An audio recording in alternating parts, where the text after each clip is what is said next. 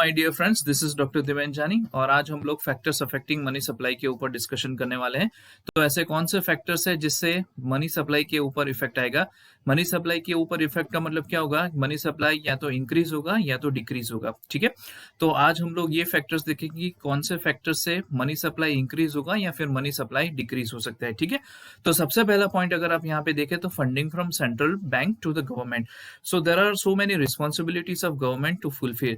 Let's say for example to create infrastructure, school, colleges, ये सभी responsibilities government की है। Particularly if we observe we can say it's a central government's responsibility. कुछ हद तक state government की भी रिस्पॉन्सिबिलिटी रहती है। तो ये जो रिस्पॉन्सिबिलिटीज है ये फुलफिल करने के लिए गवर्नमेंट को पैसे की जरूरत पड़ती है। ठीक है, और कुछ इमरजेंसी सिचुएशन जब हो जाती है तो उस इमरजेंसी सिचुएशन में सेंट्रल गवर्नमेंट को काफी बड़ी अमाउंट में पैसे की रिक्वायरमेंट रहती है। जैसे अभी आज की सिचुएशन आप देखिए तो India China border already war, ऐसा कह सकते हैं कि ऑलरेडी स्टार्ट हो चुका है। इंडिया पाकिस्तान का वॉर ऑलरेडी स्टार्ट हो चुका है। तो इस पर्टिकुलर केस के अंदर गवर्नमेंट को बहुत ही ह्यूज अमाउंट में फंडिंग चाहिए। तो ये फंडिंग गवर्नमेंट कहाँ से लाएगी? बट ऑब्वियस है सेंट्रल बैंक के पास से। तो हमारी कंट्री की सेंट्रल बैंक कौन है? Reserve Bank of India. तो ये funding government Reserve Bank of India के पास से लेगी। तो ये जो पैसा Reserve Bank of India government को एज ए लोन के हिसाब से देगी, तो जितना भी पैसा extra government of India bank central bank के पास से अगर हायर करती है, of course as a loan hire करती है, तो उसका इंटरेस्ट भी गवर्नमेंट पे करेगी।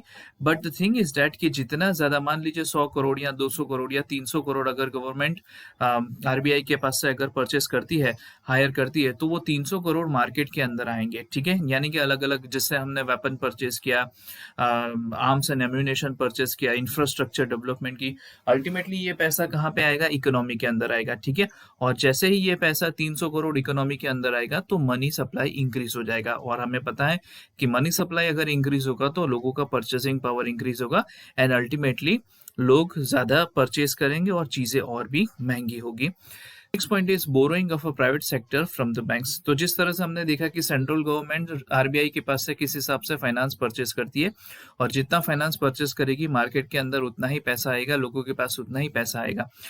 और उसी तरह से प्राइवेट सेक्टर्स की भी अपनी अपनी कुछ स्पेशलिटीज होती है, जहाँ पे उनको इंफ्रास्ट्रक्चर प्रोजेक्ट्स के लिए, एक्सपेंशन के लिए, रिनोवेशन के लिए, मॉडर्नाइजेशन के लिए, नई टेक्नोलॉजी डेवलप करने के लिए पैसे की रिक्वायरमेंट रहती है। ठीक है, तो ये पैसा प्राइवेट सेक्टर बहुत अलग अलग तरीके से विड्रॉ कर सकती है, बट उसमें सबसे बेस्ट है कि बैंक्स लोन। ठीक है, तो जितना लोन ये प्राइवेट सेक्टर्स अपने ग्रोथ के लिए, अपने डेवलपमेंट के लिए, रिसर्च एंड डेवलपमेंट के लिए, प्रोजेक्ट्स के लिए बैंक्स के पास से हायर करेगी, उतना ही पैसा मार्केट के अंदर आएगा। मान लीजिए अगर रिलायंस कंपनी है तो रिलायंस कंपनी 2000 करोड़ की लोन अगर किसी बैंक से मान लीजिए एसबीआई के पास से अगर परचेस करती है, तो ये 2000 करोड़ रुपीस इकोनॉमी के अंदर आएंगे। ये 2000 रुपीस अलग अलग सेक्टर्स के अंदर डाइवर्सिफाई हो जाएंगे। ठीक है, कुछ लेबर्स को अमाउंट मिलेगा, कुछ टेक्नोलॉजी को मिलेगा, कुछ आईटी सेक्टर्स को मिलेगा।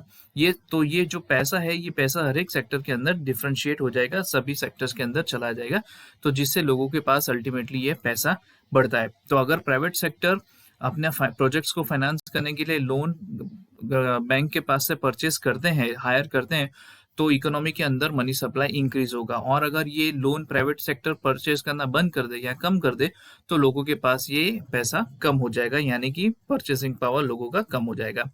Next point is deficit financing. तो जैसे हम सब जानते हैं कि हर एक कंट्री कुछ ना कुछ इंपोर्ट एक्सपोर्ट करता रहता है। Each and every country is not solely dependent on its own, you can say. So her country independent नहीं होता, कुछ ना कुछ चीजें वो इंपोर्ट करता है, कुछ ना कुछ चीजें वो एक्सपोर्ट करता है। तो उसी तरह से हमारी कंट्री में भी आप देखिए तो काफी सारी चीजें हम एक्सपोर्ट करते हैं और काफी सारी चीजें हम इंपोर्ट करते हैं। But as far as India is concern, our imports are higher than our exports, you can. So that's why we are running some deficits. Let's say for example अगर इंडिया की बात करें तो सपोज 200 करोड़ का हम, for example अगर 200 करोड़ का हम एक्सपोर्ट करते हैं और 300 करोड़ का हमारा इंपोर्ट है, तो अगर आप क्लियर कट देखिए तो 300 करोड़ का हमारा इंपोर्ट है और 200 करोड़ का एक्सपोर्ट है। इसका मतलब क्या हुआ कि 100 करोड़ रुपीस का हमारा डेफिसिट है। तो ये जो 100 करोड़ रुपीस का डेफिसिट है, ये हमें लॉस हुआ है। तो ये लॉस कहीं ना कहीं से तो कवर करना पड़ेगा, और ये अल्टीमेटली कौन कवर करेगा? गवर्नमेंट ऑफ इंडिया कवर करेगी। ठीक है, तो बैलेंस ऑफ पेमेंट की जो सिचुएशन है, जहां पे अगर लॉस होता है तो उस लॉस को कवर करने के लिए गवर्नमेंट आरबीआई के पास से या फिर गवर्नमेंट सिक्योरिटीज इशू करके अल्टीमेटली पैसा इकट्ठा करेगी और ये इकट्ठा किए हुए पैसे से ये डेफिसिट को फाइनेंस करेगी। So on the next point that is the circulation of money in the economy. तो जैसे ये जो पैसा है, ये पैसा कभी भी एक जगह पे रुकता नहीं है, वो कंटिन्यूअसली घूमता रहता है और ये कितनी स्पीड में घूमता रहता है, इसकी सर्कुलेशन या फिर इसकी वेलोसिटी स्पीड क्या है, ये आइडेंटिफाई करने के लिए हम यहाँ पे एग्जांपल मैं आपको यहाँ प्रोवाइड कर रहा हूँ। तो देखिए 100 रुपए की एक करेंसी नोट है, ठीक है, और एक दिन के अंदर 10 लोगों से ये गुजरती है, ठीक है, यानी कि 10 लोग ये 100 रुपए का यूज करते हैं। 100 रुपए की नोट 10 बार हैंड्स चेंज करती है, ठीक है, मैंने किसी और को दिया, किसी ने तीसरे पर्सन को दिया, चौथे ने पांचवें को दिया, इस हिसाब से 10 लोगों को ये 100 रुपए की नोट ट्रांसफर होके 10th जो बंदा है at the end of day उसके पास ये 100 रुपए की नोट रहती है, ठीक है। तो देखो नोट सिर्फ 100 रुपए ही है, लेकिन 10 लोगों से हाथ में निकली है तो उसकी वैल्यू कितनी हो गई 1000 रुपीज, ठीक है। टोटल वैल्यू अगर आप देखिए तो 100 मल्टीप्लाइड बाई 10 इक्वल्स टू 1000।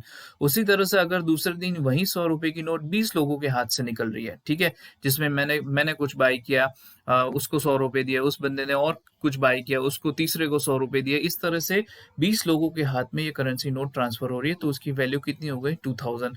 यहाँ पे देखिए 50 लोगों के हैंड से अगर वो बंदा ये नोट निकल रही है तो उसकी वैल्यू कितनी हो गई 5000। उसी तरह से अगर 100 रुपए की नोट 100 लोगों के हाथ से निकल रही है तो उसकी अमाउंट कितनी हो जाएगी 10,000, ठीक है।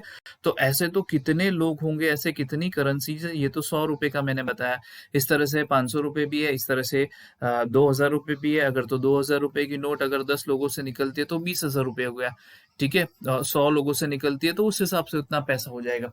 तो ये जितनी सर्कुलेशन स्पीड ज्यादा होगी इकोनॉमी के अंदर, मनी सप्लाई उतना ही है। ये आप अगर देखें तो इससे वर्चुअल मनी, ये रियल मनी नहीं है, ठीक है। 100 रुपीज का नोट जो है वो एक ही नोट है, लेकिन उसकी फ्रीक्वेंसी जो है वो फ्रीक्वेंसी इंक्रीज हो रही है, जिसकी वजह से मॉनिटरी टर्म्स में मनी हमें इकोनॉमी में ज्यादा लगता है। ओरिजिनली वो 100 रुपीज ही है, लेकिन जितनी मैक्सिमम टाइम में जितना ज्यादा उसका सर्कुलेशन होगा उतना ही ये उसकी वैल्यू हमें इकोनॉमी के अंदर दिखाई देगी। सो आई होप आप लोगों को ये topic factors affecting money supply बहुत अच्छी तरह से समझ में आ गया होगा।